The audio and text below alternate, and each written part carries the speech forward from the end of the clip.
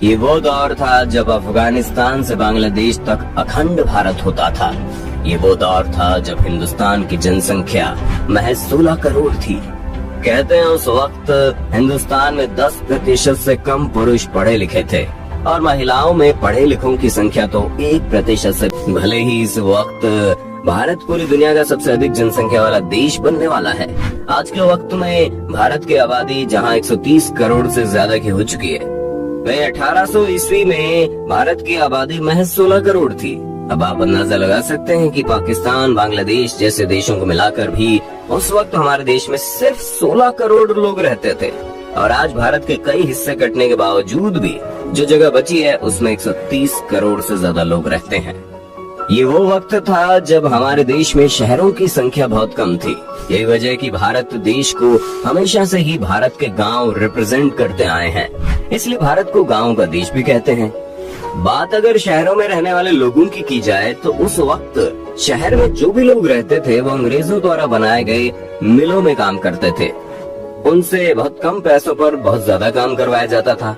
जब अंग्रेज नहीं आए थे तो उस वक्त भारत का कपड़ा भारत और भारत के आसपास के कुछ देशों में ही प्रसिद्ध था, लेकिन अंग्रेजों के आने के बाद भारत में बना हुआ कपड़ा दूसरे महाद्वीपों पर फेमस होने लगा। लेकिन इस प्रसिद्धि के साथ साथ भारत के किसानों और भारत के मजदूरों की आमदनी बहुत कम हो गई, क्योंकि अंग्रेज भले ही उन कपड़ों को ऊंचे दाम पर बेचते थे, लेकिन भारतीय मजदूरों और किसानों को बहुत कम पैसे देते थे।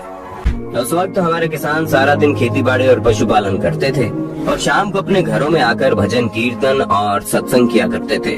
उस वक्त हमारे भारत में बिजली या इलेक्ट्रिसिटी आम लोगों की पहुंच से बहुत दूर थी। यही वजह है कि तब वे लोग घरों में उजाले के लिए लैंप और दिए जैसी चीजों का इस्तेमाल करते थे।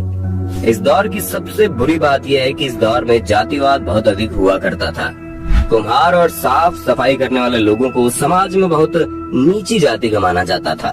लोग अपनी जाति के हिसाब से काम करते थे, जैसे कि कुम्हार मिट्टी के बर्तन बनाता था, धोबी कपड़े धोता था, लोहार लोहे का काम करता था। इसके रिपोर्ट के मुताबिक 1800 के दौरान जहाँ एक यूरोपीय कर्मचारी की तनख्वाह 40 पाउंड तक होती थी, वहीं एक आम भारतीय दिन भर मेहनत करने के बाद महीने में महज 1 पाउंड की कमाई कर पाता था। अब आप अंदाजा लगा सकते हैं कि भारत में ही रहकर एक यूरोपीय आदमी जितना कमाता था, उसी काम को करने के लिए एक भारतीय को कितने कम पैसे मिलते थे।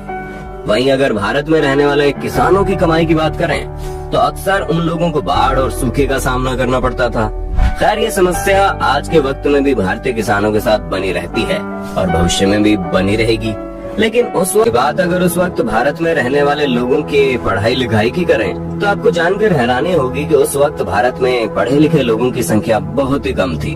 उस वक्त भारतीय समाज में रहने वाले पुरुषों में महज 10% से भी कम पुरुष ऐसे थे जो पढ़ाई लिखाई करने वाले थे, यानी साक्षर थे। वहीं दूसरी तरफ महिलाओं की हालत तो इससे भी बुरी थी। महिलाओं में 1% महिलाएं ही ऐसी नहीं थी जो पढ़ाई लिखाई से ताल्लुकात रखती हों। हालांकि बिना पढ़ाई लिखाई के भी भारत में रहने वाले सभी लोग किसी न किसी काम में बहुत। उस वक्त हमारे भारतीय समाज की एक बात बहुत अच्छी थी। समाज में रहने वाले लोग किसी चीज को खरीदने के लिए पैसे नहीं देते थे, बल्कि अगर कोई एक आदमी चावल उगाता था तो वो दूसरे आदमी से चावल के बदले कुछ गेहूं ले लेता था। जो आदमी सब्जी उगाता था वो उन सब्जियों के बदले चावल और गेहूं बदल देता था। यानी उस वक्त हमारे भारतीय समाज के अधिकतर हिस्सों में चीजों की खरीद बेच की जगह अदला बदली की जाती थी। इसलिए एक गांव में रहने वाले लोगों को किसी चीज को खरीदने के लिए ज्यादा दूर नहीं जाना पड़ता था, बल्कि उन्हें हर चीज आसानी से अपने ही गाँव में उपलब्ध हो जाती थी। आज भी अगर आप भारत के कुछ गांवों में जाएंगे तो वहाँ पर अदला बदली की प्रथा चलती है, जो कि बहुत अच्छी है। लेकिन उस वक्त हमारे भारत में चिकित्सा स्वास्थ्य व्यवस्था इतनी अच्छी नहीं थी। ये वजह कि आज के वक्त में हम लोग जिस बीमारी को आसानी से चकमा दे देते हैं, आज से 200 साल पहले वो बीमारी हमारे समाज में महामारी का रूप ले लेती थी। लोग छोटी छोटी बीमारियों की वजह से मौत के मुंह में समा जाते थे। वीडियो अच्छी लगी तो लाइक कीजिए, हमारे चैनल को सब्सक्राइब कीजिए, बेल आइकन ऑन करना बिल्कुल मत भूलना।